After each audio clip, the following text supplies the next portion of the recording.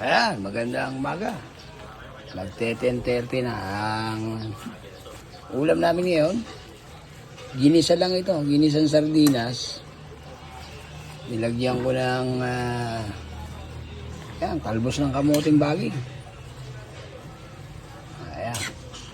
Pagkakulo nito, ayos na to.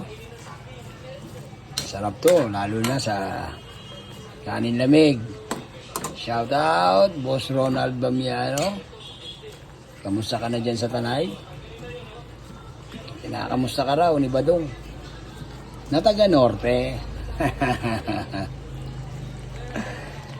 Kamusta ka na, Sisnet? Kamusta yung mga taga Bagong Silangan?